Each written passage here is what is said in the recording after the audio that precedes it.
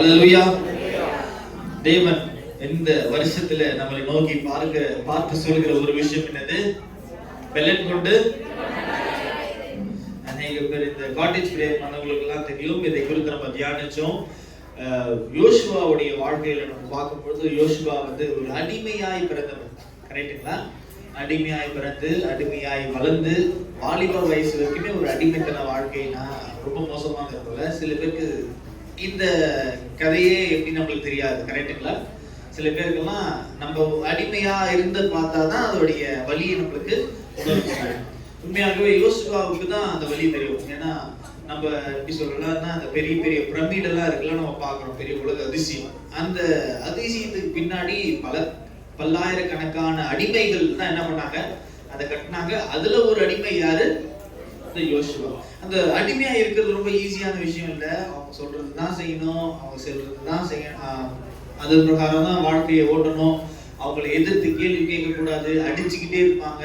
அவங்களுடைய வேலைகளை மாத்திரமே என்ன பண்ணணும், கரெக்டா செய்ய வேண்டிய ஒரு சூழ்நிலையில் தான் எப்படி இருக்கும், ஒரு அடிமையுடைய வாழ்க்கையா இருக்கும். இந்த யோசுவா அடிமையாய் பிறந்த அந்த மகன் தன்னுடைய வாலிப பிரயாணம் இருக்கும் வந்து என்னவா இருந்தான், அடிமையா இருந்தான். அப்போ அவனுடைய சின்ன வயசுல ரொம்ப பெரிய இம்பாக்ட் இருக்கும். ரொம்ப பயமான ஒரு சூழ்நிலை இருக்கும். அவனுடைய வாழ்க்கையில எப்படி முன்னேறணுன்ற ஒரு தைரியமே இல்லாத ஒரு சூழ்நிலையா இருக்கும். நிறைய பேர் பார்ப்போம், சின்ன பிள்ளைங்கள்லாம் வந்து சின்ன வயசுலயே அவங்க அப்பா அம்மா சண்டை போறது, இல்லைன்னா சின்ன வயசுலயே ஏதோ ஒரு பெரிய பிரச்சனையை ஹேண்டில் பண்ணாங்கன்னா அவங்களுடைய வாழ்க்கை முழுக்க அதோடைய இம்பாக்ட் என்ன இருக்கும், ரொம்ப பெருசா இருக்கும். அது நிறைய பேர் டாக்டர்ஸ் எல்லாம் சொல்லுவாங்க, சின்ன வயசுல உங்களுக்கு ஏதோ ஒரு பிரச்சனை இருக்கு, அதனாலதான் இப்ப என்ன பண்றீங்க, நீங்க அதிகமா கோவப்படுறீங்க, நீங்க அதனாலதான் என்ன பண்ண முடியல, உங்களால எந்த ஒரு முடிவும் எடுக்க முடியல, நிறைய விஷயங்களை வந்து டாக்டர்கள் சொல்லுவாங்க, ரிசர்ச்சர்ஸ். ஸோ அதே போல யோசுவாவுக்கும் வந்து சின்ன வயசுல இருந்தே அந்த அடிமைத்தன வாழ்க்கையில் இருந்ததுனால அவனுக்கு ஒரு பயம்ன்றது எப்பொழுதுமே ஒரு ஒட்டி கொண்டிருந்த ஒரு காலமா இருக்கும். நம்மளுடைய வாழ்க்கை கூட அப்படிதான். சில நேரங்களில் நம்மளுடைய சின்ன வயசுல நம்மளுடைய வீட்டுல இல்ல நம்மளுடைய ஸ்கூல்ல நம்மளை புள்ளி பண்றதுனால, நம்மளை கிண்டல் கேலி பண்றதுனால அந்த பிள்ளைகளுடைய வாழ்க்கை வந்து ரொம்ப பெரிய இம்பாக்டாவே மாறி இருக்கும் அநேகருடைய வாழ்க்கையில. யோசுவாவோட வாழ்க்கையிலும் அந்த சிறு பிரயாணம் முதல் வாலிப வயது வரைக்குமே ரொம்ப அடிமைத்தன வாழ்க்கை வந்து ரொம்ப பெரிய இம்பாக்ட் தான் அவனுடைய வாழ்க்கையில கிரியேட் பண்ணுச்சு. அதுக்கப்புறமா வந்து ஒரு ரட்சகர், கடவுள் அனுப்பின ஒரு ரட்சகர் வராது. யார் அவரு? மோசே வராரு. அவர்களை ரொம்ப அழகா என்ன பண்றாரு, மீட்டெடுக்கிறாரு. எகிப்தில இருந்து என்ன பண்றாங்க, அவங்களுடைய கானான் தேசத்துக்கு அவங்கள கொண்டு போறாங்க. சோ அதுக்கப்புறமா அடிமையா இருந்த ஒரு மகன் என்னவா மாறுகிறான், ஒரு நல்ல ஒரு அசிஸ்டண்டா மாறுறான். ஒரு நல்ல ஒரு அசிஸ்டன்ட், நல்ல ஒரு வேலைக்காரனாய் மாறுகிறான். அவனுடைய அடிமை மென்டாலிட்டி வந்து ஓரளவுக்கு மாறிடுச்சு. அது என்னவா மாறிச்சு, இப்ப மேல இருக்கிற தலைவருக்கு கீழ்படுத்து நடக்கணும், அவர் சொல்றது எல்லாத்தையும் செய்யணுன்ற ஒரு மென்டாலிட்டி வந்துச்சு. மோசே என்ன சொல்றாங்களோ அது எல்லாத்தையும் என்ன பண்ணாரு, யோசுவா செய்கிறவரா இருப்பார். மோசே சொல்றாரு, இவர்பா போயிட்டு என்ன பண்ணு, வேவு பார்த்துட்டு வா அப்படின்னு என்ன பண்ணுவாங்க, வேவு பார்த்துட்டு வருவாங்க. மறுபடியும் அடுத்து என்ன சொல்லுவாங்க, அங்க போயிட்டு அந்த ஆட்கள் கூட நீ சண்டை போடு, இங்க இருந்து நான் என்ன பண்றேன், குச்சி தூக்குறேன், உடனே என்ன ஆகுது, அதையும் செய்யணும். ஸோ ரொம்ப நல்ல ஒரு உண்மையான உத்தமமான ஒரு அசிஸ்டண்டா யார் இருக்கிறது, யோசுவா இருக்கிறார். ஆனா இந்த சம்பவம், இந்த வாசித்த இந்த வேதாகம வசனம் ரொம்ப அழகா சொல்லுது. தேவன் அவரை பார்த்து சொல்றாரு, மோசே இதுக்கு மேல இல்லப்பா, இதுக்கு மேல நீ தான் என்ன பண்ண போற, இந்த ஜனங்களை கூட்டிட்டு போக போற அப்படின்னு ஒரு பெரிய விஷயத்த சொல்றாரு. இவனுக்கு அது ஷாக்கா இருந்துச்சோ, என்ன ஒரு மனசுல ஃபீல் ஆயிடுச்சுன்னே தெரியல. அந்த இடத்துல அவனால அதை ஏற்றுக்கொள்ள முடியுமா என்னன்னு தெரியல. அவன் ரொம்ப கஷ்டப்படுறான், ரொம்ப பயப்படுறான். ஆனா தேவன் தெளிவா சொல்றாரு, நான் மோசேயோடு இருந்ததை போல நான் உன்னை விட்டு விலகுவதும் இல்லை.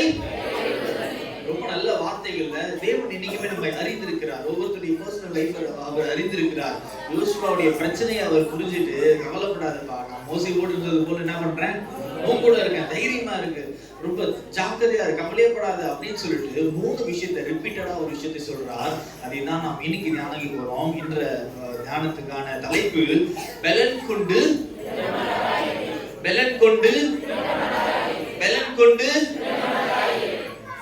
3 தடவை தேவன் யோசுவாவை பார்த்து 6ஆம் வசனத்திலிருந்து 9ஆம் வசனம் வரையில 3 தடவை என்ன பண்ணியிருக்கிறாரு, இந்த காரியத்தை சொல்லி இருக்கிறார். ரொம்ப அதிகமா அநேக நேரத்துல தேவன் வந்து எப்பவுமே 3 வார்த்தைகளை புதிய ஏற்பாட்டுல தொடர்ந்து சொல்வதை நாம் பார்த்திருக்கிறோம். சில விஷயங்கள்ல 3 விஷயத்தை தொடர்ந்து சொல்லும் பொழுது அது என்னவா இருக்கும், ரொம்ப ஸ்ட்ராங்கா சொல்லணும், அது ரொம்ப கரெக்டா சொல்லணும். இன்னொரு நேரத்துல இன்னொரு விஷயத்த சொல்லுவாங்க, நான் இது உண்மையாகவே சொல்கிறேன். I'm telling this as truth அப்படின்ட்டு.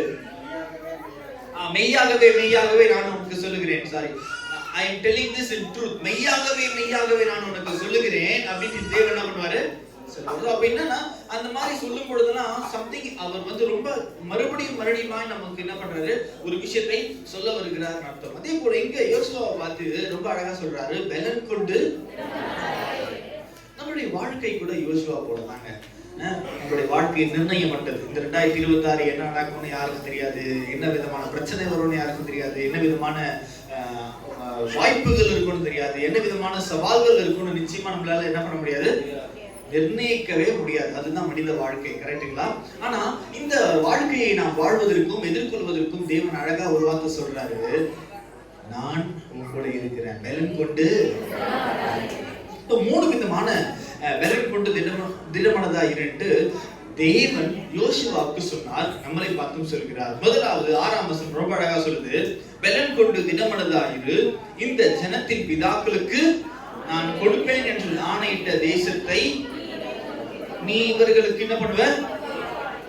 இந்த இடத்துல ரொம்ப அழகா அந்த வசனத்தை சொல்றாரு, பலன் கொண்டு திடமனதாயிரு, நீ என்ன பண்ண போற, அவங்களுக்கு பிதாக்களுக்கு கொடுக்க போற தேசத்தை தான் நீ என்ன பண்ண போற, போய் பங்கிட போற.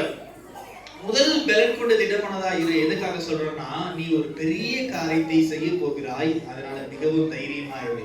உன்னுடைய வாழ்க்கையில முன்னாடி நடக்க போற பெரிய காரியத்தை சொல்லி அவர் தைரியமா சொல்றாரு, நீ உன்னை கொண்டு பெரிய அதிசயங்களை செய்ய நான் ஆயத்தமாக உள்ளேன், நீ பலன் கொண்டு என்னவாரு திடமனதாயிரு. இந்த வருஷத்துல தேவன் இங்க இருக்கிற ஒவ்வொருத்தரை கொண்டும் பெரிய காரியங்களை செய்வதற்கு ஆசையாய் உள்ளார். என்னது ஆசையாய் உள்ளார். அதனாலே நம்மளை பார்த்து சொல்கிறார், பலன் கொண்டு. அது மாத்திரமல்ல, இரண்டாவது பலன் கொண்டு திடமனதாயிரு ரொம்ப அழகா சொல்லுது பாருங்க, என் தாசனாகிய மோசே உனக்கு கற்பித்த நியாயப்பிரமாணங்களின்படி எல்லாம் செய்ய கவனமாய் இருக்க மாத்திரம் மிகவும் பலன் கொண்டு.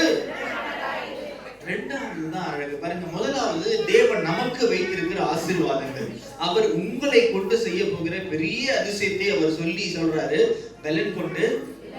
உன் வாழ்க்கையில அப்படியே கை சொல்லலாமா, என் வாழ்க்கையில கடவுள் ஒரு பெரிய விஷயத்தை வச்சிருக்கிறாரு, அதனால நான் பலன் கொண்டு திடமனதா இருக்க போறேன். தேவன் இங்க இருக்கிற ஒவ்வொருத்தருடைய வாழ்க்கையில பெரிய விஷயத்தை இருக்கிறார். ஆமென்.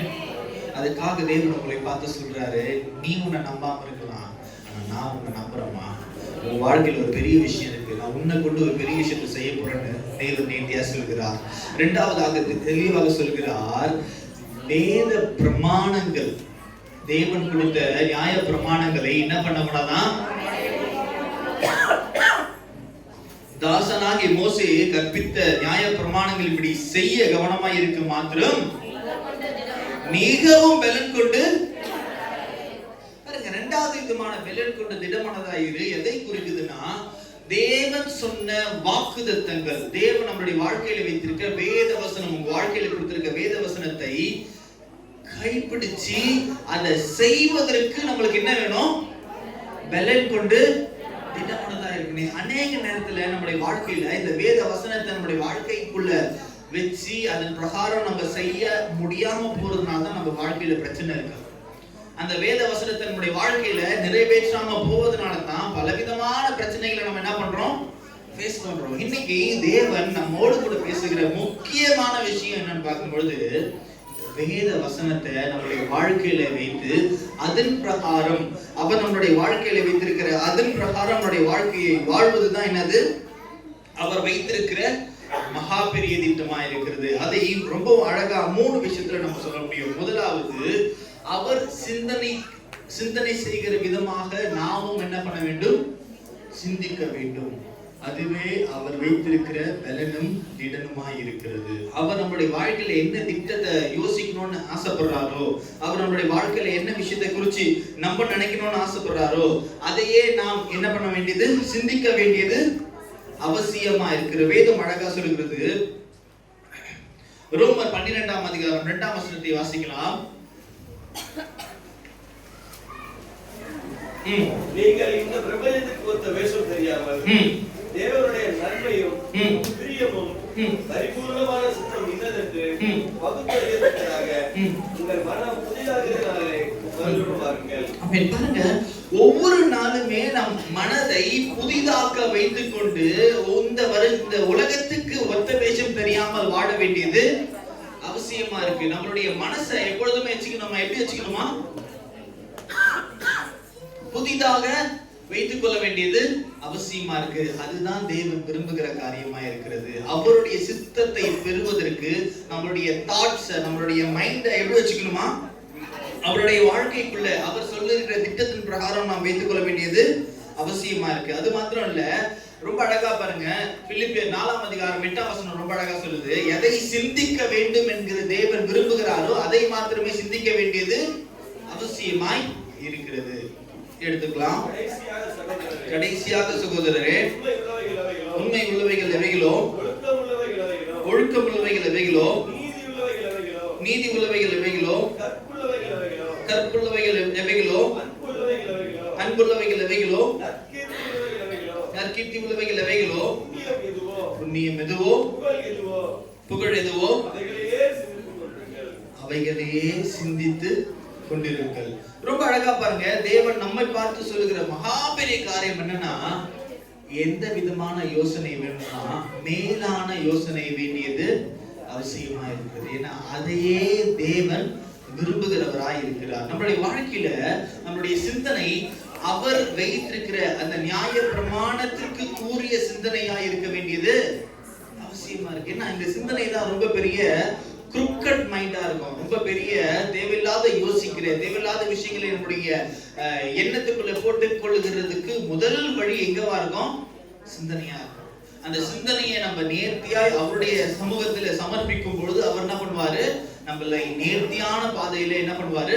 வழி நடத்த உதவி செய்கிறவரா இருக்கிறார். நம்ம எல்லாருக்குமே தெரியும், 10 பேரை வேவுக்கு அனுப்பும் பொழுது யோசுவாவுடைய சிந்தனையும் காலேபுடைய சிந்தனையும் எப்படி இருந்துச்சு? வேறு விதமா இருந்துச்சு. எல்லா மக்களும் வேற மாதிரி யோசிக்கிறாங்க. என்ன ஆகும்? 13ஆம் அதிகாரம் 14ஆம் வசனத்துல 13-14ஆம் அதிகாரத்துல இந்த கதையை போட்டிருக்கோம். நீங்க அதை வாசிக்க வேண்டாம். பாருங்க, அதுல ரொம்ப அழகா போட்டிருக்கோம் அந்த சம்பவம். 10 பேருமே பல விதமா யோசிப்பாங்க. ஐயோ, இவங்களை பார்த்தா ஒரு பிரச்சனை வந்துடும், இவங்க நம்மள சாகடிச்சு போயிடுவாங்க அப்படின்னு தான் யோசிச்சாங்க. ஆனா ஜோஷுவாவும் காலேபும் எந்த விதமா யோசிச்சார்கள்? ஐயா, இவங்க எல்லாம் நம்மளுக்கு என்ன ஆவாங்க? இரையாவார்கள். இவங்களை நம்ம என்ன பண்ணிடுவோம்?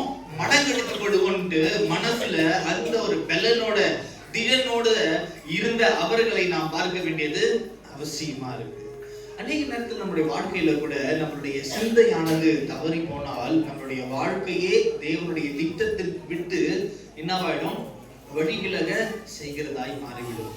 ஆனால் தேவன் நம்மோடு கூட சொல்கிறார், அந்த நியாய பிரமாண வசனத்தை உங்களுடைய மனசுல உங்களுடைய சிந்தனையில அதிகமா வைத்துக் கொள்ள வேண்டியது அவசியமா இருக்கு. ஏன்னா நம்முடைய இருதயத்துல நம்முடைய சிந்தனையில அதை போட்டு தியானிக்க அதை நம்மளுடைய வாழ்க்கையில வச்சுக்கிட்டு அதன் பிரகாரம் நம்ம தியானிக்கும் பொழுதுதான் அதன் பிரகாரம் நம்ம பேசவும் அதன் பிரகாரம் நம்ம வாழவும் நம்ம என்ன பண்ணுவோம்? ஆரம்பிப்போம். வேற ஏதோ ஒண்ணு யோசிச்சுக்கிட்டே இருக்கிறோம்னு வச்சுக்கோங்களேன், அதை பத்தி தான் நம்ம என்ன பண்ணுவோம்? அதிகமா பேசுவோம். ஒருத்தருக்கு ஒரு சீரியல் ரொம்ப அதிகமா பிடிச்சிருந்துச்சுன்னா எங்க போனாலும் அந்த சீரியலை பத்தி தான் என்ன பண்ணுவாங்க? பேசுவாங்க. அந்த விஷயத்தை பத்தி தான் என்ன பண்ணுவாங்க? பேசுவாங்க. சோ அங்கதான் ஆரம்பிக்கிறது ஒரு மனிதனுடைய வாழ்க்கை. நம்முடைய சிந்தனை தேவனுடைய நியாய பிரமாணத்தை குறித்து தேவனுடைய வசனத்தை குறித்து சிந்திக்க வேண்டியது மிகவும் அவசியமா இருக்கிறது. புதிய ஏற்பாட்டுல ஒரு சபை இருந்துச்சு, ரொம்ப அழகான சபை. அது வேத வசனம் இப்படி இருக்கிறதா அப்படின்ட்டு தியானிச்சு பார்த்து ரொம்ப அதிகமா சந்தோஷப்படுவாங்களாம். அந்த ஒரு பக்கம் நம்மளுடைய வாழ்க்கையில இருக்கிறா. என்னைக்காச்சும் குடும்பமா சேர்ந்து உட்காந்து வேத வசனத்தை நம்ம தியானிச்சிருக்கிறோமா? இல்ல கணவன் மனைவியா உட்காந்து இருக்கோம், அது பாருமா இந்த வசனம் எவ்வளவு அழகா இருக்குல்ல அப்படின்னு நீங்க எங்க பேசி இருக்கிறீங்களா? அநேக நேரத்துல அந்த காரியம் உங்களுடைய வாழ்க்கையில இருக்க வேண்டியது தேவையா இருக்கிறது. ஏதோ பேருக்கு ஒரு பாட்டு, பேருக்கு ஒரு அதிகாரம், பேருக்கு ஒரு சின்ன ஜபம், பேருக்குன்னு பண்ற ஜபம் எப்படி தெரியுமா இருக்கும்? நானு எங்க அப்பா எங்க அம்மா, நானு எங்க அப்பா அம்மா நாங்க நல்லா இருக்கணும். என்னது? நானு எங்க அப்பா எங்க அம்மா நாங்க நல்லா இருக்கணும், நாங்க பண்றதுலாம் நல்லா இருக்கணும். இதுதான் ஜெபமா? எப்பதான் தேவன் மற்றவர்களை குறித்து யோசிக்க எப்பதான் அந்த சிந்தனை வரும்? தேவன் மாத்திரம் அவரை மாத்திரமே சிந்திக்கிறவரா இருந்தால் பிதா குமாரன் பரிசுத்த ஆவியானவர் அவரை மாத்திரமே தான் வாழ்க்கை ஓடி இருக்கும். அவர் என்னைக்கு அதை காட்டிலும் பிறரை நேசிக்க வேண்டும் என ஒண்ணுமே இல்லை, அது அவருடைய பார்வைக்கு அழுக்கும் தூசியுமா இருக்க நமக்காக தன்னையே கொடுத்தாரோ நம்மளும் மற்றவர்களை குறித்து யோசிக்க வேண்டியது.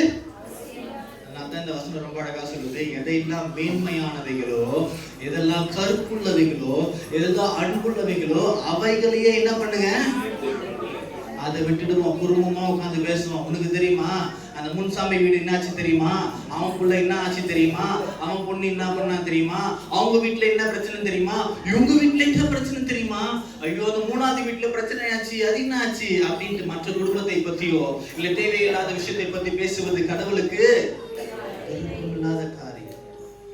அது அவர் விரும்புகிற காரியம் இல்லவே இல்லையா. அவர் விரும்புறது என்ன தெரியுமா, ஒரு வசனத்தை எடுத்து ஒரு அதிகாரத்தை எடுத்து அதை நீங்க குடும்பமா, அது கணவன் மனைவியா அதை தியானிங்க.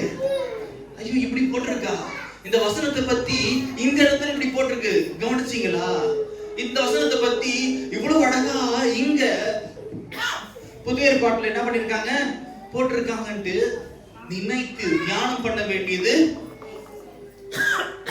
அவசியமா இருக்கு. கவனிச்சிங்க, நம்ம ஏதோ 2 மணி நேரம் சபைக்கு வந்து முடிச்சிட்ட பிறகு நம்மளுடைய கோட்டா முடிஞ்சிச்சு அப்படின்னு நம்மளுடைய வாழ்க்கையை வாழ்வது கிறிஸ்தவ வாழ்க்கை அல்ல. ஒவ்வொரு நாளுமே ஒவ்வொரு நேரமே அவருடைய பிரமாணத்தை கை கொண்டு அதை தியானித்து அதன் பிரகாரம் வாழ்கிறவனே எப்படி இருப்பான். அந்த வசனத்தை எடுத்து வாசிக்கலாமா?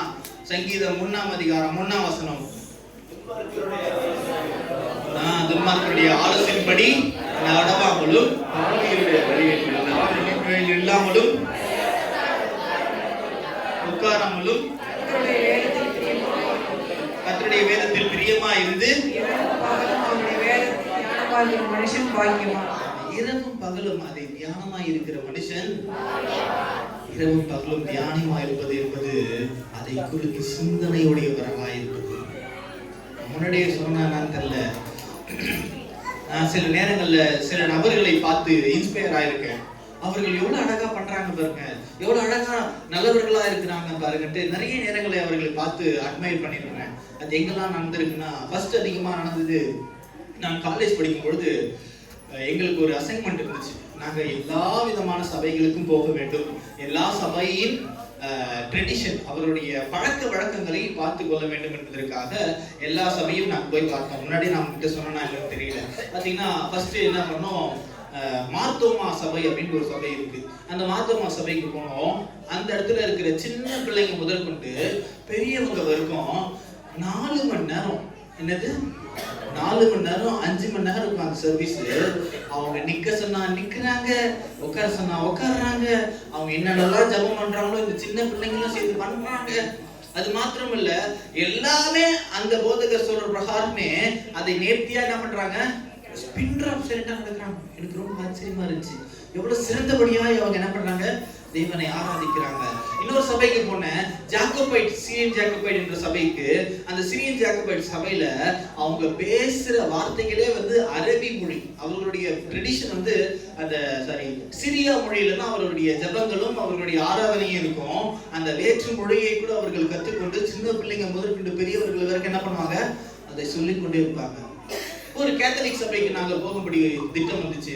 அங்க இருக்கிற சின்ன பிள்ளைங்கள்லாம் அந்த போதகர்களுக்கு மிகவும் அருமையாய் உதவி செய்ததை பார்த்து நான் என்ன பண்ணேன், சந்தோஷப்பட்டேன். நம்ம சின்ன பிள்ளைங்க எல்லாம் வெளியே விளையாடிட்டு இருப்பாங்க, ஆனா அங்க இருக்கிற சின்ன பிள்ளைங்கலாம் பாஸ்டர் ஏதோ ஒரு சொல்லுவாருன்ட்டு அழகா அவர் இப்படி கண்ணை வைக்கிறாரு. கண்ணை பார்த்தவொடனே அடுத்து என்ன பண்றாங்க, அதை செய்கிறதுக்கு ரெடியா இருந்தாங்க. அதெல்லாம் பார்க்கும்போது ரொம்ப சந்தோஷமா இருந்துச்சு. அப்ப நான் நினைச்சுக்கிட்டேன், தேவன் எல்லா சபையிலும் ஒவ்வொரு விதத்துல நலமான விஷயங்களை என்ன பண்றாரு, செஞ்சுக்கிட்டு இருக்காரு.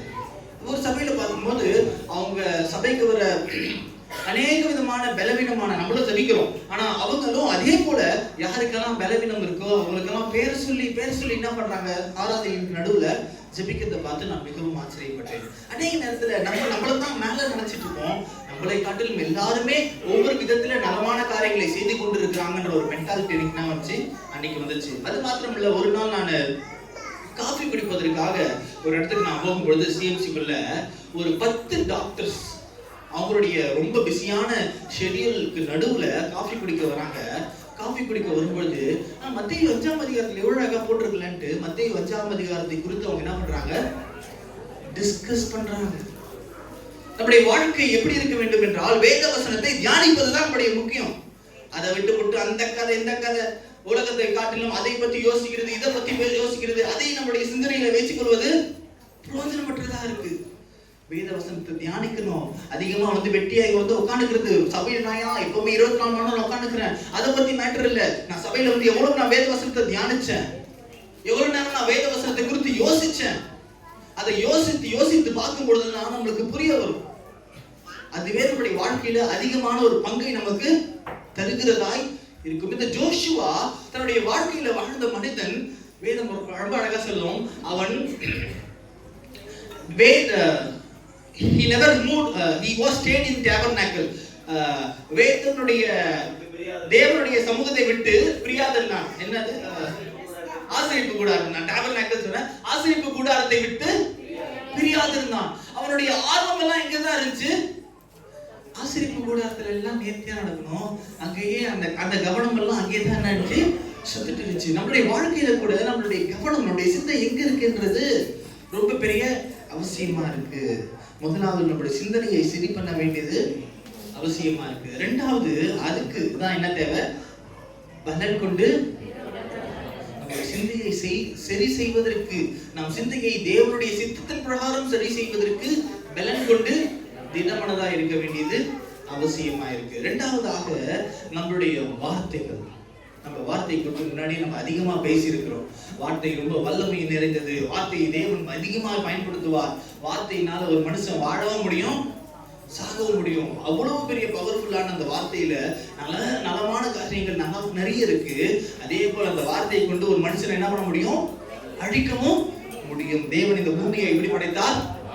வார்த்தையினாலே உண்டாக்கினார். நம்ம அதிகமா தியானித்தோம். ஆனா ரொம்ப அழகா இருக்கு பாருங்க. அநேக நேரத்துல இந்த வார்த்தைகளும் தேவனுடைய சித்தத்தின் பிரகாரம் அலைன் பண்ண வேண்டியது, தேவனுடைய சித்தத்தின் பிரகாரம் சரி செய்ய வேண்டியது அவசியமா இருக்கு. எல்லாருக்கும் இந்த சம்பவம் தெரியும் நினைக்கிறேன். மத்தேயு 16ஆம் அதிகாரம்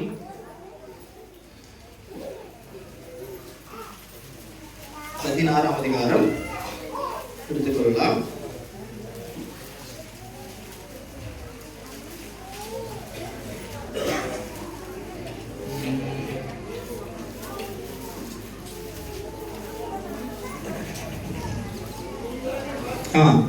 மத்தேயு 16ஆம் அதிகாரம் 13ஆம் வசனத்தை வாசிங்க. பிலிப்பு செசரியாவின் திசைகளில் வந்தபோது தம்முடைய சீஷரை நோக்கி, மனுஷகுமாரனாகி என் ஜனங்கள் யார் என்று சொல்லுகிறார்கள் என்று கேட்டார். அதற்கு அவர்கள், சிலர் உம்மை யோவான் ஸ்நானன் என்றும், சிலர் எலியா என்றும், வேறு சிலர் எரேமியா என்றும், தீர்க்கதரிசியில் ஒருவர் என்றும் சொல்லுகிறார்கள் என்றார்கள். அப்பொழுது அவர், நீங்கள் என்னை யார் என்று சொல்லுகிறீர்கள் என்று கேட்டார். சீமோன் பேதுரு பிரதியுத்தரமாக, நீர் ஜீவனுள்ள தேவனுடைய குமாரனாகிய கிறிஸ்து என்றான். இயேசு அவனை நோக்கி, யோனாவின் குமாரனாகிய சீமோனே, நீ பாக்கியவான். மாம்சமும் ரத்தமும் இதை உனக்கு வெளிப்படுத்தவில்லை, பரலோகத்தில் இருக்கிற என் பிதா இதை உனக்கு வெளிப்படுத்தினார். மேலும் நான் உனக்கு சொல்லுகிறேன், நீ பேதுருவாய் இருக்கிறாய். இந்த கல்லின் மேல் என் சபையை கட்டுவேன், பாதாளத்தின் வாசல்கள் இதை மேற்கொள்வதில்லை. பாருங்க, இந்த வசனம் ரொம்ப அழகா சொல்லுது பாருங்க. ஒரு சம்பவம் நடக்குது. இயேசு கிறிஸ்து என்ன பண்றாரு? தன்னுடைய சீஷர்களை பார்த்து என்ன பண்றாரு? ஜனங்களா என்ன பண்றாங்க, என்னென்ன சொல்றாங்கன்னு ஒரு கேள்வியை கேட்கிறாரு. அதுக்கு எல்லாருமே என்ன பண்றாங்க? ஒரு விஷயத்தை சொல்றாங்க. அதுக்கு பேதுரு என்ன பண்றாரு? ரொம்ப அழகா சைமன் பீட்டர் என்ன பண்றாரு? ரொம்ப அழகான ஒரு விஷயத்தை சொல்றாரு. என்னன்னு சொல்றாரு? நீர் யாரு?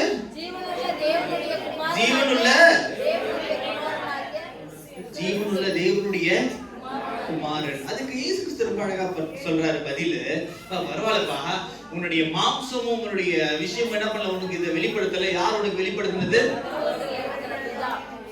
பாருங்க, இந்த சமயத்துல அவர்களுடைய வார்த்தை யாருடைய வார்த்தை?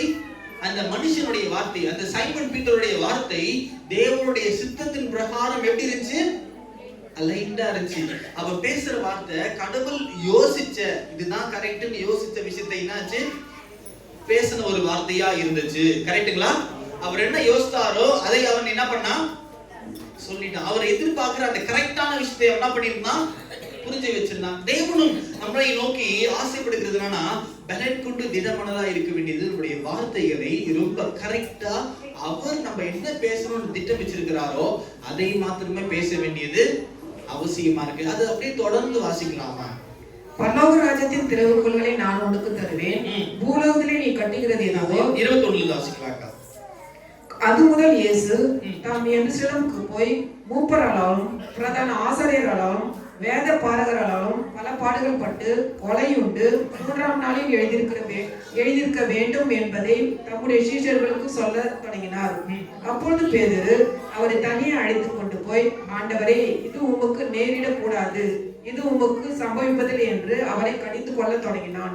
அவரோ திரும்பி பேதுருவை பார்த்து, எனக்கு பின்னாக போ சாத்தானே, நீ எனக்கு இடலாய் இருக்கிறாய், தேவனுக்கு ஏற்றவளை சிந்தியாமல் மனுஷனுக்கு ஏற்றவளை சிந்திக்கிறாய் என்றார். பாருங்க, இந்த இடத்துல பாருங்க, இப்பதான் அவர் என்ன பண்ணாரு, கொஞ்சம் புகழ்ந்தாரு. பாருங்க, யார் மாதிரி யோசிக்கிற, தேவன் என்ன யோசிக்கிறாரோ அதன் பிரகாரம் வாயை திறந்து நான் சொல்றேன், கரெக்டா பேசுறப்பான்னு நல்லா சொன்னாரு. நல்ல ஆசீர்வாதமான வார்த்தைகளை சொன்னாரு. அதுக்கு அடுத்த ஒரு சம்பவம் நடக்குது. இது போல இது பாருங்கப்பா, தேவன் நான் எனக்கு என்ன திட்டம் வச்சிருக்கிறாரு, நான் இந்த இடத்துல வாழ்வேன், நான் என்ன பண்ண போறேன், சாக போறேன், அப்புறம் உயிர் தழ போறேன்ட்டு அதை குறிச்சு என்ன பண்ண போறாரு சொல்ல ஆரம்பிச்சிட்டாரு. பேதுரு எல்லாத்தையும் கேட்டுட்டு மறுபடியும் என்ன சொல்றாரு, தனியா கூட்டு போறாரு. ஹைலைட் பாருங்க, இயேசு கிறிஸ்து எல்லாத்தையும் ரொம்ப அழகா சொல்லிட்டு இருக்காரு. பேதுருக்கு ரொம்ப பெருமை வந்துருச்சு. நம்ம பேசுறதுல என்னவா இருக்கு, கரெக்டா இருக்கு அப்படின்றதுனால இயேசு கிறிஸ்து கூட கூட்டு போயிட்டு, இது பாருங்க, இதெல்லாம் நீங்க பண்ணக்கூடாது, டாக்டர் அப்படின்னு என்ன பண்ணானா, இயேசு கிறிஸ்துவை கடிந்து கொள்ள ஆரம்பித்தானா. உடனே இயேசு கிறிஸ்து அவனை பார்த்து என்ன சொன்னாரு, அப்பா சாத்தானே, என்ன பண்ண, நீ என்னவா இருக்கிற. அநேக நேரங்கள்ல நம்முடைய வார்த்தையினால தேவனுக்கு சித்தமான காரியங்களை பேசுறோம். ஆனா அநேகமான நேரங்கள்ல அவருக்கு சித்தம் இல்லாத காரியங்களை இதே வார்த்தையினால என்ன பண்றோம், பேசுகிறவர்களா இருக்கிறோம். அவருக்கு பிரியமில்லாத விஷயத்துல என்ன பண்ணிடுறோம், இதே நாவல என்ன பண்றோம், பேசுறோம்.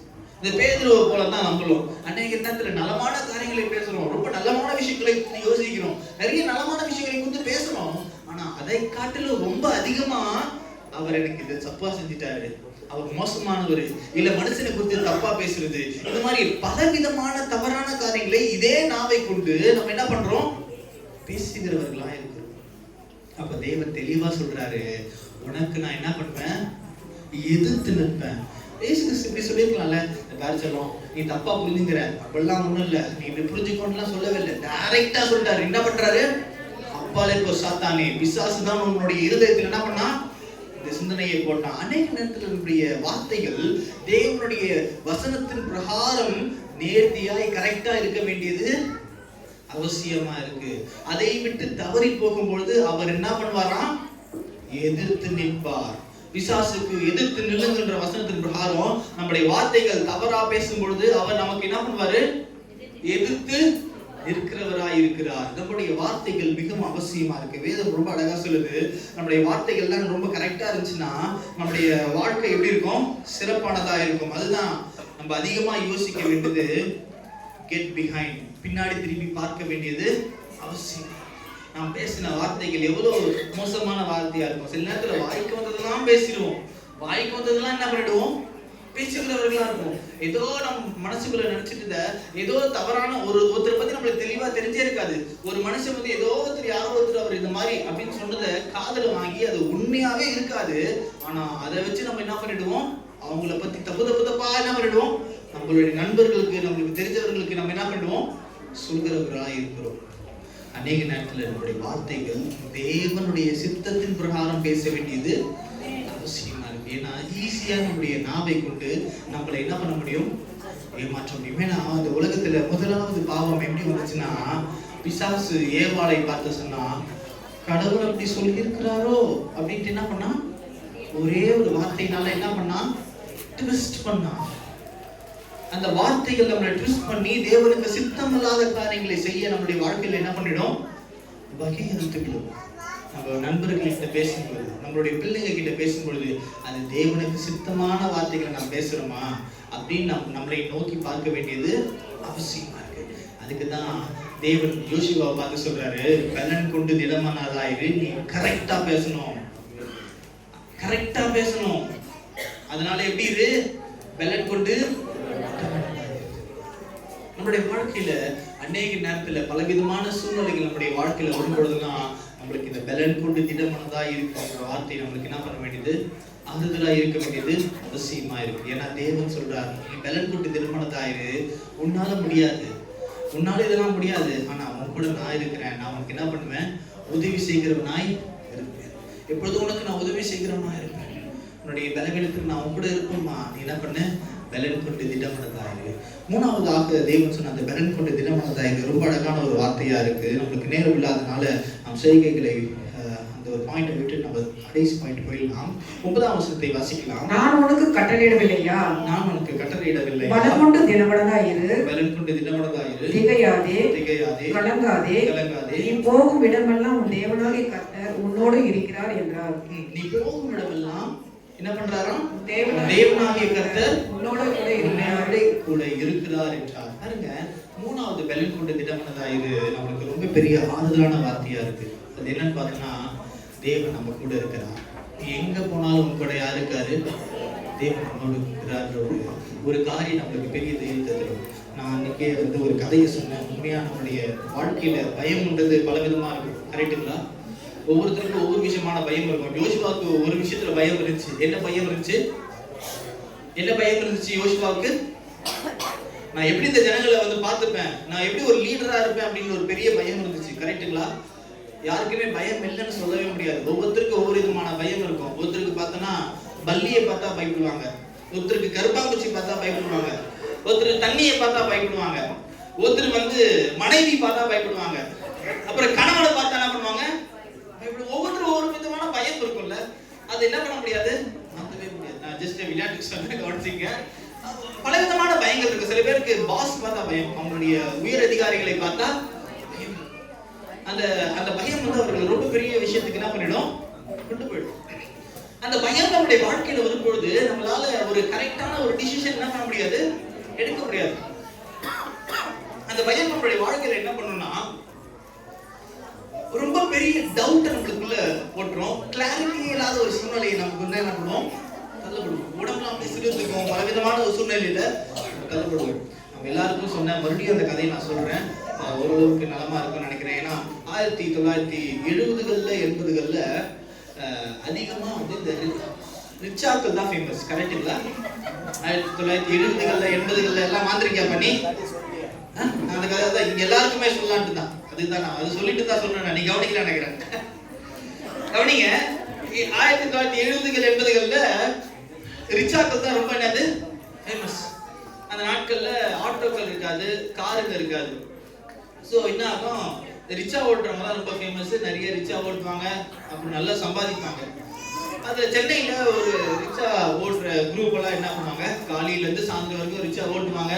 ஓட்டிட்டு என்ன பண்ணுவாங்க, அது அவங்களுடைய டைம் எப்படி போகும்னா, டைம் கொஞ்சம் ஜாலியா எல்லாம் சாயந்தரம்னா ஒண்ணா உட்காந்துட்டு ஏதாவது ஒரு விஷயத்தை பத்தி பேசிட்டு என்ன பண்ணுவாங்க, வீட்டுக்கு கடந்துருவாங்க. டெய்லி அவங்களுடைய ரொட்டீன் வாழ்க்கையை தான். ரொம்ப கஷ்டப்பட்டு சவாரி ஓட்டுவாங்க. அப்படியே கலைப்பா வந்தோடனே ஜாலியாக ஏதாவது பற்றி பேசிட்டு என்ன பண்ணுவாங்க, வீட்டுக்கு போவாங்க. ஒவ்வொரு நாளைக்கு ஒவ்வொரு விதமான டாபிக் பற்றி பேசுவாங்க. ஒரு நாள் சினிமாவை குறித்து பேசுவாங்க, ஒரு நாள் அரசியல் குறித்து பேசுவாங்க, ஒரு நாள் சாப்பாடு குறித்து பேசுவாங்க. அந்த ஏரியாவில் சாப்பாடு எப்படி இருக்குதா, சூப்பராக இருக்குதா அப்படின்னு என்ன பண்ணுவாங்க, சாப்பாடு குறித்து பேசுகிறவங்களா இருப்பாங்க. ஒரு நாள் என்ன பண்ணாங்க, பேய் குறித்து பேச ஆரம்பிச்சாங்க. என்னது பேய், பிசாசு, காட்டேரின்னு என்ன பண்ணாங்க, அதை குறித்து பேச ஆரம்பிச்சிட்டாங்க. உடனே என்ன சொன்னாரு, முன்சாமி அந்த 4ஆவது தெரு பக்கம் மட்டும் என்ன பண்ணாத, சாயந்தரம் 6 மணிக்கு மேல என்ன ஆகுதான், காட்டேரி வளாத்துதான் அந்த தெருல, தயவு செஞ்சு என்னவாரு ஜாக்கிரதையாரு அப்படின்னு என்ன பண்ணுவாங்க. ஒருத்தர் சொல்றாரு, அதெல்லாம் பரவாயில்ல முன்சாமி, இந்த பக்கம் எங்க ஊர்ல ஒரு பேய் இருக்குது, அந்த பேய் சாயந்தரம் 7 மணிக்கு என்ன ஆயிடுதான் பயங்கரமா இருக்கும். அதனால எங்க ஆளுங்கெல்லாம் வீட்டை விட்டு என்ன பண்ண மாட்டாங்க, 7 மணிக்கு மேல வெளியே வர மாட்டாங்க. இது மாதிரி ஒவ்வொருத்தரும் ஒவ்வொரு விதமான கதைகளை என்ன பண்றாங்க, சொல்லிக்கிட்டே வராங்க. அப்போ ஒருத்தர் ரொம்ப பெருசா சொல்றாரு, ஏய் இந்த கதையெல்லாம் பரவாயில்ல, இங்க பக்கத்துல இருக்குல்ல 10வது தெரு கடைசி வீடு, அது ஒரு பெரிய பேய் மங்களா, ஒரு 15 வருஷமா என்ன இருக்கு மூடிதான் இருக்கு. அதுவும் அந்த பேய் பங்களாக்கு வெளியே ஒரு பெரிய ஆலமரம் இருக்கு.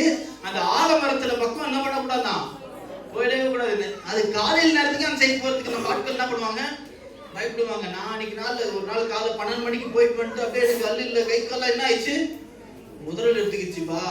அதுவும் இல்லாம 5 பேர் செத்துட்டாங்க. அந்த மாதிரி என்ன சொல்றாங்க தயவு செஞ்சு அந்த சைடு என்ன பண்ணாதீங்க. உடனே ஒருத்தர் எனக்கு அதெல்லாம் பயமே இல்லை தெரியுமா அப்படின்ட்டு ஒருத்தர் என்ன பண்றான், தைரியமா சொல்றான். ஆனா என்ன ஆகுதுன்னா, நம்மளுடைய நண்பர்கள் கூட இருக்கும்போது நம்மளுக்கு ஒரு பெரிய தைரியம் வந்துடும். நான் தான் பெரியவன் இந்த காட்டுறதுக்கு என்ன பண்ணுவோம், பயங்கரமா நம்ம விடுவோம்ல ரீலு. அந்த மாதிரி அவன் என்ன பண்ணா விட்டான். ஆனா பயங்கரமான ஒரு பயந்தாங்கொலி அவன். உடனே என்ன பண்ணாங்க, அவன் சொன்ன வார்த்தை எல்லாருமே அப்படிலாம் இல்லடா, இருக்குது ரொம்ப மோசமான இதுல நானும் கேள்விப்பட்டடா, எங்களுடைய மாமா கூட செத்துட்டாரு சொன்னாரா அப்படின்ட்டு என்ன பண்ணாங்க சொன்னாங்க எல்லாரும். அப்படின்ட்டு எல்லாரும் என்ன பண்ணாங்க சொல்லிட்டு இருந்தாங்க. அவங்க பேசுற பேச்சு ரொம்ப சீரியஸா மாறிச்சு. ரொம்ப சீரியஸா மாறின பிறகு என்னாச்சு, எல்லாரும் பெட்டு கட்டலாம். இன்னைக்கு நான் சம்பாதிச்சது உனக்கு தரேன்டா, உன்னால போயிட்டு அந்த மரத்துல ஒரு ஆணி அடிச்சு வர முடியுமான்றாங்க. ஆமாடா ஆமாடா, நான் என் காசு தரேனான்னு ஒரு 500 ரூபாய்க்கு மேல ஆயிடுச்சு. எல்லாரும் என்ன பண்றாங்க, தைரியம் விடுறாங்க. இவனா நம்ம விட்டுறக்கூடாது, நம்ம என்ன பண்ணலாம் போயிடலான்ட்டு என்ன பண்றான், உள்ள மனசுக்குள்ள பயத்தை வச்சுக்கிட்டு என்ன பண்றான், நான் போயிட்டு வரேன் இன்னைக்கு நைட்டு 12 மணிக்கு அந்த பங்களால போயிட்டு அந்த மரத்துல என்ன பண்றேன் ஆணி அடிச்சுட்டு வரேன் அப்படின்ட்டு இவனும் சவால் விட்டுருவான். சொல்லி முடிச்சுட்டு டைம் எல்லாம் ஆகுது. அப்பதான் அந்த பையன் ஸ்டார்ட் ஆகுது. ஆஹா தெரியாது நம்ம என்ன பண்ணிட்டோம் சொல்லிட்டேன். அப்போ கூட அவங்க ஃப்ரெண்ட்ஸ் சொல்றாங்க, டேய் ரொம்ப மோசமான வீடுறாது, அந்த சைடு போவாதரா, நீ வேணா விட்டுற, நான் உன்னை என்ன பண்ண மாட்டோம், கலாய்க்கலாம் மாட்டோம், வா போயிடலாம் வீட்டுக்குன்னா. இல்லடா நான் தெரியல அப்படின்ட்டு என்ன பண்றான், இன்னமும் அதை என்ன பண்றான், அதை ரொம்ப அப்படியே மெயின்டைன் பண்ணிட்டே போறான். எல்லாரும் போயிட்டாங்க. நைட்டு 12 மணி ஆச்சு. இவனும் ஸ்லோவா அந்த தெருக்கிட்ட என்ன பண்ணா போயிட்டான். தெருக்கிட்ட போன உடனே என்னால நிக்க முடியல. கை கால்லாம் என்ன ஆச்சு, நடுக்க ஆரம்பிச்சிச்சு. பயங்கரமான நடுக்கம் வந்து என்ன ஆயிடுச்சு வந்துச்சு. அப்படியே மனசை உயிரை பிடிச்சிக்கிட்டு கையில ஆணியை சுத்தி என்ன வச்சு என்ன பண்றான், அப்படியே பொறுமையா போறான். அப்ப அப்படி எப்படி என்ன பண்ணிட்டான், கடைசி அந்த மரத்துக்கிட்ட வந்துட்டான். அப்படியே பொறுமையா வந்தான். அப்படியே ஆணி அடிச்சுட்டு என்ன பண்ண போறோம், வேகமா ஓடிடலான்ட்டு என்ன பண்ணான், பரபரன்னு என்ன பண்ணா ஆணியை எடுத்தான், சுத்திய வச்சான், ரொம்ப ஃபாஸ்டா இருக்கு. ஏன்னா அந்த டைம்ல இந்த லைட் எல்லாம் இருக்காத ஒரு சூழ்நிலை. அந்த நைட்ல ரொம்ப அதிகமா வந்து லைட் இருக்காது. ஏதோ ஒரு இடத்துல லைட் இருந்தா ரொம்ப பெரிய விஷயம் இல்லை. ஸோ லைட் எல்லாம் இல்லை அந்த டைம்ல. ஸோ லைட் இல்லாததுனால என்ன பண்றானே தெரியல. ஆணி எடுத்தான், வேகமா ஆணி அடிச்சான், திரும்பி ஓடுறான். அவனால என்ன பண்ண முடியல, திரும்புறான். யாரும் ஒருத்தர் என்ன பண்றாங்க, பிடிக்கிற மாதிரி இருக்குது. ஐயோ ஐயோ என்னடா உண்மையாவே எதுவும் நடக்குது போலட்டு மறுபடியும் கஷ்டப்பட்டு திரும்பி மறுபடியும் ஓட பார்க்கலாம். மறுபடியும் என்னாச்சு, அவ்வளவுதான். அவனுடைய எல்லா விஷயமும் என்னாச்சு போச்சு. ஒரே கத்துறான், கத்துறான். கத்துன கத்துக்கு அவனுக்கு ஹார்ட் அட்டாக் வந்து செத்தே போயிட்டான். என்னாச்சு, செத்தே போயிட்டான். நேரம் போகுது. எத்தனை நாள் காலையில் அவங்க ஃபேமிலியில் இருக்கவங்களாம் தேடினாங்க, எங்கே போனான்னு தெரியல இவன் அப்படின்ட்டு தேடின்னு அவங்க எல்லா ஃப்ரெண்ட்ஸ் எல்லாம் கேட்டால், ஆமாங்க நேற்று நாங்கள் ஏதோ விளையாட்டாக பேசினோம், ஏதோ பெட்டு கட்டுறேன்னா அவன் தான் என்ன பண்ணான் போகிறேன்னா அப்படின்னு நாங்கள் என்ன சொன்னோம், போவாதுன்னு சொன்னோம். அவன் போயிட்டான். அவன் அங்கே தான் இருப்பான்னு நினைக்கிறேன், நம்ம எல்லாம் போய் பார்க்கலாம், நாங்கள் தனியாக போகல நீங்களும் வாங்கன்ட்டு எல்லாரையும் கூட்டணும். மொத்த ஊருமே கிளம்பி என்ன பண்ணுது, அந்த வீட்டு பக்கம் போகுது. அங்கே போய் பார்த்தா சாரு லுங்கி அடிக்கும் பொழுது லுங்கிய சேர்த்து என்ன பண்ணிட்டான், அடிச்சுட்டான். லுங்கி மாட்டிக்கின்னு இவன் ட்ரெஸ் மாட்டிக்கினதுனால இவனால என்ன பண்ண முடியல, அப்படியே செத்து போய் தொங்கிட்டு இருக்கான். அதை பார்த்தோன்னே எல்லாருக்கும் ரொம்ப கஷ்டமாச்சு. அநேக நேரத்தில் நம்முடைய வாழ்க்கையில கூட முன்னாடி என்ன இருக்குன்னு தெரியாததுனால வர பயம் ரொம்ப பெரிய விஷயத்த நம்முடைய வாழ்க்கையில. சில நேரத்துல ரொம்ப இருட்டா இருக்கிற ரூம்குள்ள நம்ம போகும்போதெல்லாம் ரொம்ப பெருசா யோசிப்போம், கரெக்டுங்களா? சின்ன ஒரு கல்லு இருக்கும், ஆனா அந்த கல்லு நம்ம பெரிய மலைப்பாம்பா யோசிப்போம். ஐயோ மலைப்பாம்பு அப்படின்னு நம்ம என்ன பண்ணுவோம், பரபரப்பா ஓடுவோம். அந்த பயம் நம்மளுடைய வாழ்க்கையில பெரிய ஒரு இம்பாக்ட கிரியேட் பண்றதா இருக்கு. ஆனா இந்த வசனம் ரொம்ப அழகா சொல்லுது. கடைசி வசனம், பலன் கொண்டு திடமனதாயிரு, நீ போகும் இடமெல்லாம் தேவனாகிய கர்த்தர் உன்னோட கூட இருக்கிறார். தேவனாகிய கர்த்தர் ரொம்ப பெரிய பவர்ஃபுல் வேர்டுங்க. இன்னைக்கு நான் சொல்றேன், உங்க வாழ்க்கையில எங்க ஒரு இடத்துல பயம் இருக்கோ, நீங்க எதை குறிச்சு வேணா பயம் இருக்கும், ஆனா அந்த பயத்தை எடுத்து போட முடியாது. ஆனா ஒன்று நம்புங்க, கடவுள் உங்க கூட இருக்கிறார். இந்த உலகத்தை அண்ட சராசரத்தையும் உண்டாக்கின கடவுள் என்ன பண்றாரு, அவர் உங்க கூட இருக்கும் பொழுது கொஞ்சம் தைரியத்தை உங்களுக்கு தருவார். அந்த தைரியத்தினால நம்ம ஒரு பெரிய தைரியத்தினால அந்த நம்பிக்கையினால வரப்போகிற நாட்களை நம்ம என்ன பண்ண முடியும், ஃபேஸ் பண்றதுக்கு அவர் நம்மளுக்கு திராணியை தருவார். அந்த தைரியம் இருந்துட்டாலே ரொம்ப தெளிவா யோசிக்க ஆரம்பிச்சிருவோம், ரொம்ப தெளிவா பார்க்க ஆரம்பிச்சிருவோம். சின்ன கல்லா இருக்கு, டார்ச் எடுத்து பார்த்துட்டு என்ன பண்ணலாம், கரெக்டா கண்டுபிடிச்சிடலாம். அநேக நேரத்துல பயம் தான் நம்மளை அநேகருடைய வாழ்க்கையில பெரிய ஒரு மாற்றத்தை கொடுக்கும். ஆனா இன்னைக்கு தேவன் நம்மை பார்த்து சொல்கிறார், பலன் கொண்டு, முதலாவது பலன் கொண்டு திடமனதாய் நம்முடைய வாழ்க்கையில பெரிய காரியங்களை வைத்திருக்கிறார். நீ பலன் கொண்டு திடமனதாய் இருக்க வேண்டியது அவசியமா இருக்கு. நீ நினைச்சு பார்க்காத பெரிய விஷயத்தை உங்களுடைய வாழ்க்கையில செய்ய போகிறார். இங்க இருக்கிற ஒவ்வொருத்தருடைய வாழ்க்கையிலும் அவர் பெரிய அதிசயத்தை வைத்திருக்கிறார். அதற்காக எப்படி இருக்கணும், பலன் கொண்டு. இரண்டாவது பலன் கொண்டு திடமனதாயிரு. எதற்காக, அவருடைய பிரமாணங்களை, அவருடைய நியாய பிரமாணங்களை சிந்திக்க, அதை குறித்து பேச, அதன் பிரகாரம் வாழ்வதற்கு நம்ம எப்படி இருக்கணும், பலன் கொண்டு. பாருங்க, யோசுவாவும் காலேபும் வெறும் நினைவுல மாத்திரம் தேவனுக்கு பலன் கொண்டு திடமானதா இருக்கவில்லை. தேவனுடைய பிரமாணத்தை மனசுல வச்சுக்கிட்டு அதன் பிரகாரம் யோசிச்சாங்க, அதன் பிரகாரம் வாயில வார்த்தையில சொன்னாங்க. என்னது, 10 பேரும் சொல்றாங்க அவங்க செத்துருவோம் அப்படின்ட்டு. ஆனா இவங்க 2 பேர் சொல்றாங்க நம்ம நிச்சயமா சாவது இல்லைங்க, அவங்க நமக்கு இரையாவாங்க, நம்ம அவர்களை என்ன பண்ணிடுவோம், ஈஸியா மேற்கொள்வோம்ட்டு வார்த்தையில சொன்னாங்க. அதன் பிரகாரம் தன்னுடைய செயல்பாட்டுல நின்னாங்க. அநேக நேரத்துல வேத பிரமாணங்களை சிந்திக்க வேண்டியதும் அவசியமா இருக்கு, அதன் குறித்து பேச வேண்டியதும் அறிக்கையிட வேண்டியதும் அவசியமா இருக்கு, அதன் பிரகாரம் வாழ வேண்டியதும் அவசியமா இருக்கு. அது மாதிரி நம்ம இருந்தோம்னா வேதம் ரொம்ப அழகா சொல்லுது, நம்மளுடைய பாதை செம்மையாக்கப்படும், நம்முடைய வாழ்க்கை நாம் புத்திமானாய் நடந்து கொள்ள ஆரம்பித்து விடும். ஆங்கிலத்துல ரொம்ப அழகா சொல்லுகிறது, then you will make your way prosperous and then you will be successful. வேத பிரமாணங்களை நம்ம தியானிச்சு அதன் பிரகாரம் பேசி அதன் பிரகாரம் நம்முடைய வாழ்க்கையில் நடக்கும்போது நம்மளுடைய வாழ்க்கை, நம்மளுடைய வழிகளை செம்மையாய் மாற்றுவோம். ரொம்ப நலமான காரியங்கள் நம்முடைய வாழ்க்கையில் நடக்க ஆரம்பிச்சிடும். அது மாத்திரம் இல்ல, தேவன் நமக்கு வெற்றியுள்ள வாழ்க்கையை தருகிறவராய் இருக்கிறார். அது மாத்திரம் இல்ல, கடைசியா சொல்லப்படுகிற அந்த பலன் கொண்டு திடமானதாயிரு, கடவுளே கூட இருக்கிறார். திகைய வேணாம், கலங்க வேணாம். எந்த இடத்துல நம்ம ஜீரோ, எந்த இடத்துல நம்ம ஒண்ணுமே இல்லை, எந்த இடத்துல நான் ரொம்ப வீக்கு, எந்த இடத்துல பார்த்து நான் பயப்படுவேன் நினைச்சோங்களோ அந்த விஷயத்த ரொம்ப பெருசா மாத்த தேவன் ஆசைப்படுகிறார். அதனால சொல்றேன், தைரியமா இருங்க. தேவன் இந்த வருஷத்துல நம்ம கூட என்ன பண்றாரு, இருக்கிறார். பாருங்க, மோசே நிறைய நலமான விஷயங்களை செய்தார், கரெக்டுங்களா? மோசே நலமான விஷயங்களை செய்தாரு.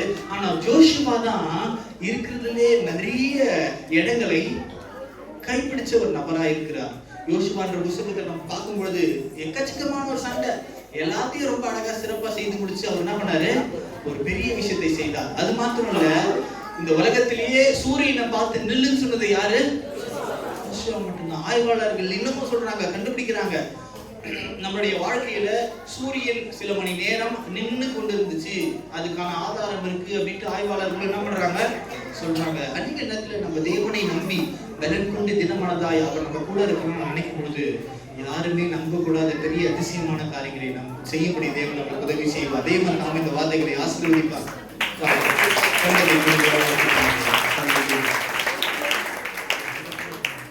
ஆமென், அல்லேலூயா. ஆமென். பலம் கொண்டு விடுரு, திடமானதாயிரு. அல்லேலூயா. உலகத்தில் இருக்கிறவனிலும் தேவன் பெரியவர். அல்லேலூயா. மேலாயிருப்போமா, பேசினா ஸ்தோத்திரம். அல்லேலூயா. அவன் என்ன நடந்தாலும் சரி கணக்கிடாது. அல்லேலூயா. அவன் சோர்ந்து போகாதே. உலகத்துல இருக்கிறவனிலும் சொல்லுங்க, எனக்கு வந்து இருக்கிற தேவன் பெரியவர். அல்லேலூயா, அல்லேலூயா. ஆமென்.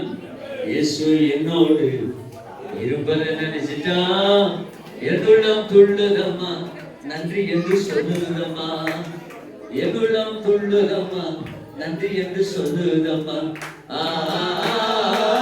ஓ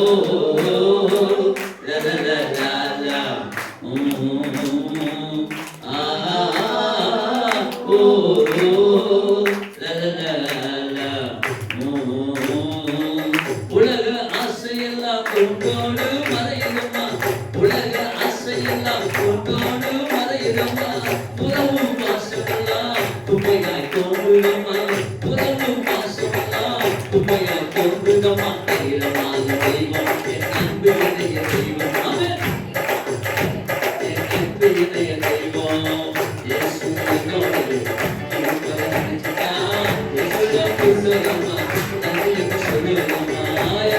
துள்ளதம்மா நன்றி என்று சொல்லுதம்மா.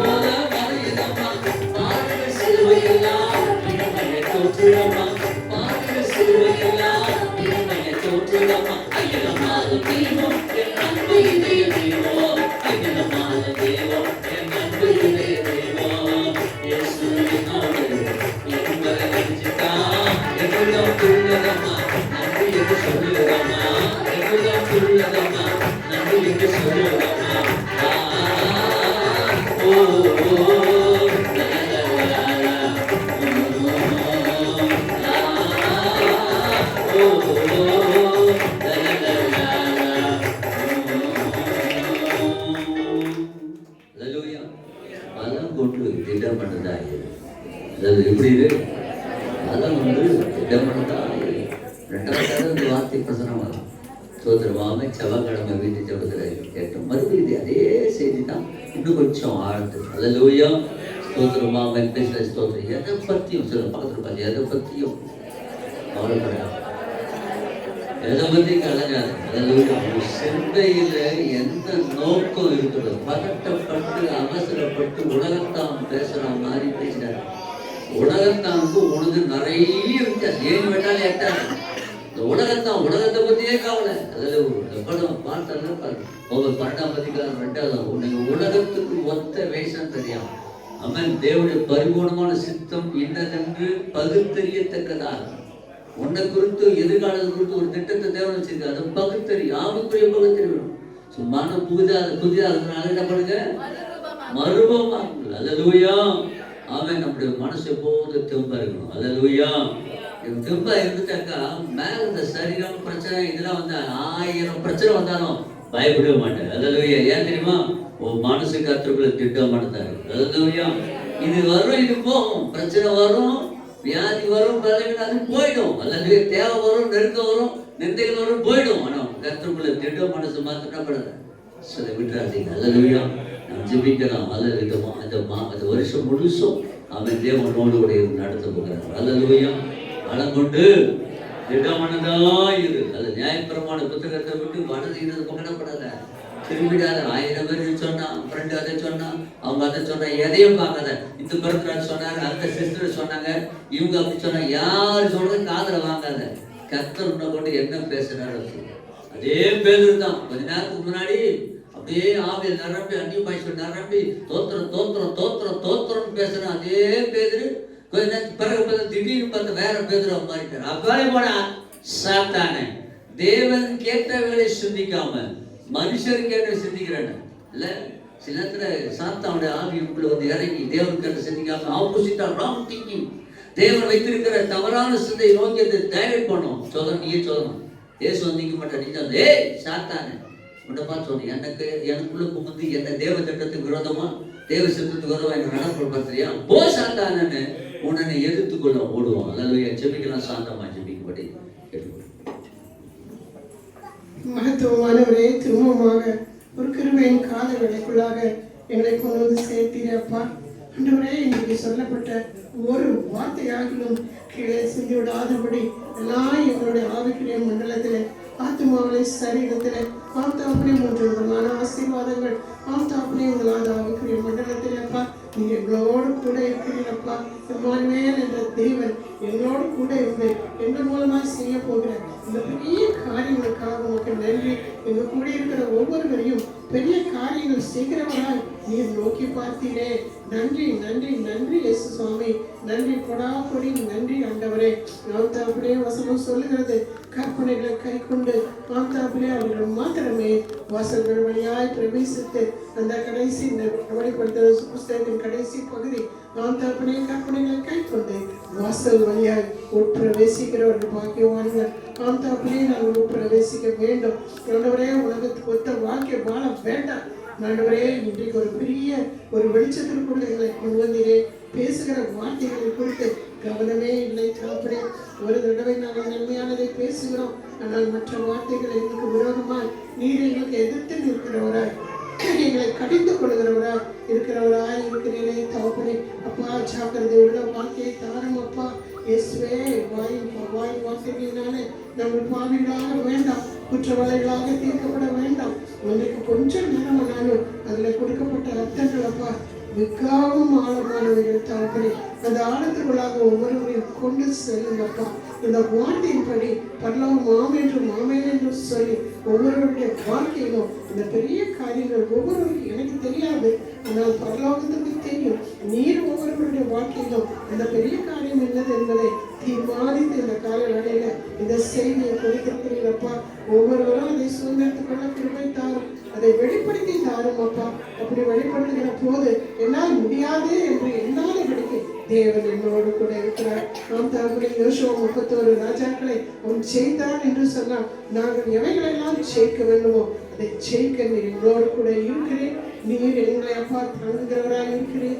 எங்களை கற்பனைகளின் ஊடாய் நீர் நடத்துகிறேன். உங்களுக்கு நன்றி அப்பா, நன்றி. மாம்ச பலத்திலே கற்பனைகளின்படி வாழ முடியாது. ஆவியானவர் தாமே எங்களை அப்பா கற்பனைகளின்படி வாழ அனுகிரகம் செய்து ஆண்டவரே இந்த நாள் சம்பூர்ண ஆசீர்வாதத்தை சுதந்திரத்துக் கொள்ள கிருபை தந்தி இந்த அருமையான வார்த்தைகளை கொண்டு இந்த மனதை நீர் ஆசீர்வதியும் அப்பா. இன்னும் அதிகமான ஆழங்களுக்குள், அதிகமான ஆசீர்வாதங்களுக்குள் தேவனை பற்றின ஆண்டவரை அறிவுரைக்குள்ளப்பா, அவரை பற்றின சகல வார்த்தைகளுக்குள்ளும் அநேகரை நடத்தி செல்ல முடியாது ஆசீர்வதிக்கிறாங்க. இன்றைக்கும் அப்பா மகாவிஷ்ணு வீட்டில் வீட்டுல முதல் திருமணம், இந்த வருஷத்துல இது முதல் திருமணம் ஒரு அறிக்கையாய் இருந்ததே, அதிக சந்தோஷம் தகவலே. சங்கீதம் 128 படி இந்த துவக்கத்தில் இருந்தேன் அந்த திருமணத்தை நீர் ஆசீர்வதித்து தாரும். எங்களுக்கு கொடுக்கப்பட்ட இந்த அருமையான சபைக்காக, சபை மக்களுக்காக கோடி நன்றி அப்பா. சபை மக்கள் இல்லை என்றால் சபை இல்லையே தகப்பனே, அதற்காக உங்களுக்கு நன்றி செலுத்துகிறோம் இயேசுவின் நாமத்தினால பிதாவே. ஆமென். சிந்து சுதை நாத்துமாவே கர்த்தரை ஸ்தோத்திரி, உங்களுடைய நாமத்தை ஸ்தோத்திரி. என் ஆத்துமாவே கர்த்தரை ஸ்தோத்திரி. அவருடைய சகல பிரகாரம் கர்த்தராகிய இயேசு கிறிஸ்துவின் பிதாவாகிய தேவனுடைய அன்பும் பரிசுத்தமுடைய அந்யோன்ய ஐக்கியமும் இன்றைக்கும் அன்றைக்கும் சதாக்கள் உங்களோடு கூட பிள்ளைகளோடு கூட நீங்க செய்கிற வியாபாரம், கைத்தொழில், போக்குவரத்து, பிள்ளைகளுடைய படிப்பு எல்லாவற்றோடு கூட நித்தியமாக நடத்திருப்பதாக. ஆமென். ஆமென். ஸ்தோத்திரம். கர்த்தர் நல்லவர். ஆமென்.